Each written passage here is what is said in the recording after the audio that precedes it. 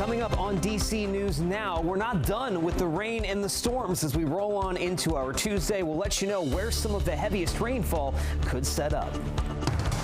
You don't know the difference between what buses go here versus the other ones down there. You don't know which one's taking you where. I mean, obviously, first day, there's going to be a few bumps in the road. Massive construction on the Red Line officially starts. We talked to passengers on how they're handling their new routine that will last all summer. Cleanup continues after this weekend's massive fireworks show. Sad that the fences are up, but I know they need to clean. The debris and fencing left behind on the National Mall.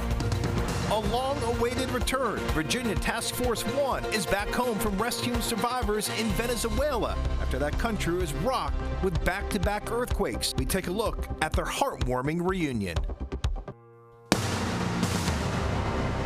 You're watching the station covering all of the DMV. This is DC News Now. Hi, everyone. Thank you for joining us tonight for DC News Now at 9 o'clock. I'm Chris Flanagan. Susan Tran has the night off. Well, tonight, heavy rains and storms are likely for many of us.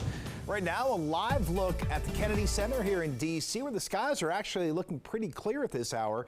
But after kicking out that brutal heat, late night thunderstorms are possible for much of the region. All right, for the timing on it, let's check in with meteorologist Damon Matson in for Jackie tonight. And we have to worry about flood watches as well tonight. Indeed, yeah, we have one in effect until midnight, so that heavy rainfall isn't going to let us off the hook anytime soon here. But it's not going to be all of us. I will emphasize that. There are going to be a select few of us that have to deal with this heavy rainfall, but like you just saw there, looking out over D.C., it's rather quiet across the city. But here it is, that flood watch is in effect until midnight for pretty much the entire DMV, as that heavy rainfall, like we saw last night, it will develop quickly and it's going to be chaotic. It's not going to be picky about where it develops. Everybody is fair game, which is why that flood watch is so widespread. And over the last hour, the radar has actually picked up with activity. It was fairly quiet as we made our way through the 7, even 8 o'clock hour, but now we're noticing a couple of different batches of heavy rainfall. One down across Orange County, Virginia. Another heavier storm is right out toward Dulles in Loudoun County, and we're keeping an eye on things too along the I-70 corridor. But here is the one active warning that just popped up a little while ago. We have a flash flood warning until 11:45 for north central Anne Arundel County. Heavy rain still ongoing, basically from the Route 97 corridor back over through Harbor Oaks and just north of Annapolis here, as there you see it, around 1.5 to 2.5 inches of rain have already fallen just within the last hour. So please be careful in this section of Anne Arundel County. There's likely to be some flooded roadways, flooded areas out there from that heavy rain. And again, this doesn't look like much, but we could quickly see some of these pockets of heavier rain along I-70 from Mount Airy all the way back over toward the Sharpsburg area in Washington County. Those could quickly turn into some very heavy rain producers. So very active this evening. We'll continue to track the latest with this activity here, and then we'll let you know how Tuesday will shape up with more rain and storms on the way. That's coming up in your full forecast in just a bit. All right, a lot happening, Damon. Thanks. Meanwhile, right now, crews cleaning up as strong storms moved through northern Virginia late last night. Cars crushed underneath a massive tree you can see here in this Reston neighborhood. Weather reports show the area saw wind speeds around 50 to 55 miles per hour when the storm passed through. Neighbors say the storm was unlike anything they've ever seen. Kind of like shocking, I guess, seeing that level of damage out here, and frustrating to have it happen to my car. All right, despite all this damage, no injuries have been reported, and there wasn't serious damage to the apartment complex either. We can stay on top of the weather conditions by scanning this QR code right here on the screen next to Damon. That'll take you right to our DC News Now weather page. You'll see the 7-day forecast, get hour-by-hour conditions, and also a check on the interactive radar. All new tonight, we're learning a 16-year-old boy was killed in a shooting in Prince William County, Virginia. Police say last night around 10 o'clock, that boy was found shot in the chest. This happened near the River Oaks Apartments in Cherry Hill, just off Richmond Highway. A teen was taken to the hospital where he died. Police say they spotted a vehicle later that night they believe was connected to the shooting, and a chase ensued, but the driver eventually got out of the car near Powells Creek Boulevard and Blue Pool Lane, running off they were never found. If you have any information on this deadly shooting, you're asked to call police. All new tonight, police say a drunk driver hit a woman on a mobility scooter near the National Mall Sunday night. Police say it happened around 9 p.m. Officers found the woman unconscious but breathing with severe injuries. She was flown to a hospital. Police say the suspect is Michael Wayne Mills of Silver Spring, Maryland.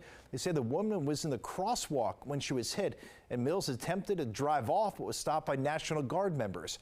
The 55-year-old was arrested and charged with driving under the influence. President Trump continues to say there's been a major drop in crime in D.C. Earlier today, the president saying crimes have dropped significantly since his administration surged federal law enforcement onto city streets. D.C. police data shows crime was already dropping before the federal surge. The president says he believes the city can become even safer. We've taken Washington, D.C. crime, we brought it down 91%. And it's considered now one of the safest. We're going to do better than the 91 because 9% is even too much. But we're going to bring it back to almost nothing. The latest D.C. police crime data shows a crime rate overall is down 21% compared to this time last year. Homicides have dropped 45%, while motor vehicle thefts are down 54%. However, violent crimes overall remain largely unchanged from a year ago, driven by a 45% increase in assaults with a dangerous weapon.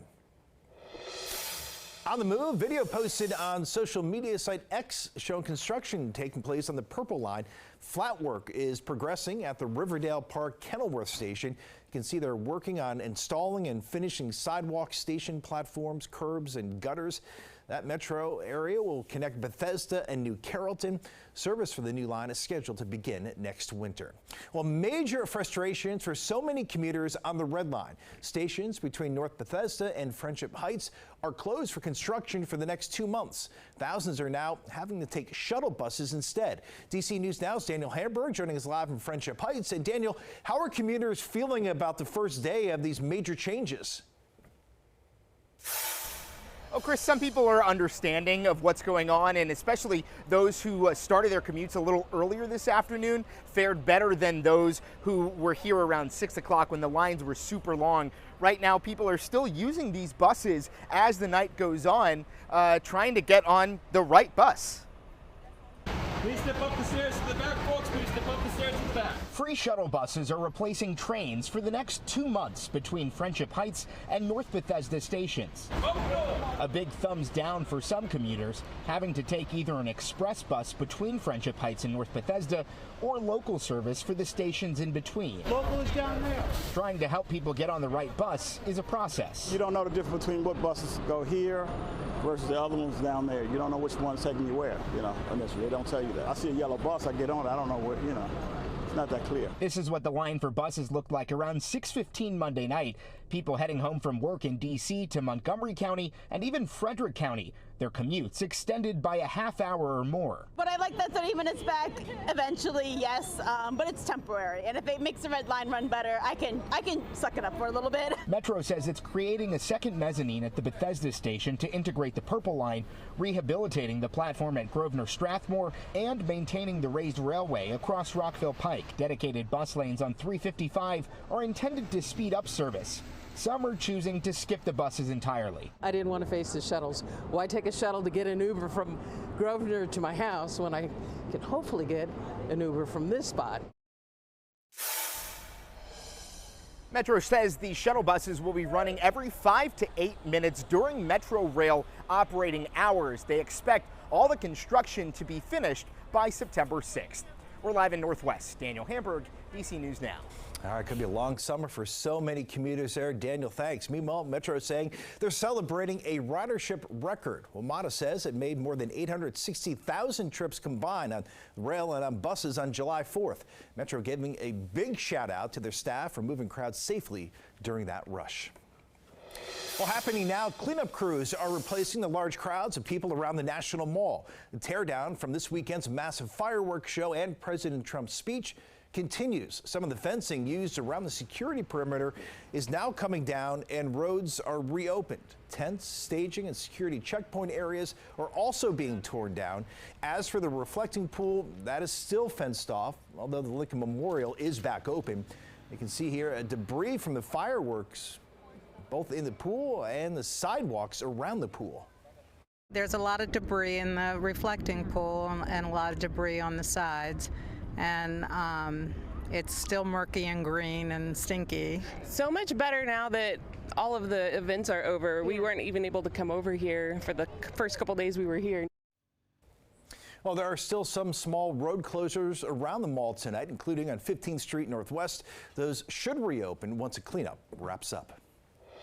In our schools, the Montgomery County Board of Education swore in their 49th member. Rising junior at Northwood High School, Lou DeWitt was elected by his fellow MCPS students from 6th through 12th grade. During the meeting, DeWitt remarked on how he's so excited to be the voice of students within the county. The board also recognized the former student member of the board, Anuva Molu, for her contributions and leadership. Congratulations to both.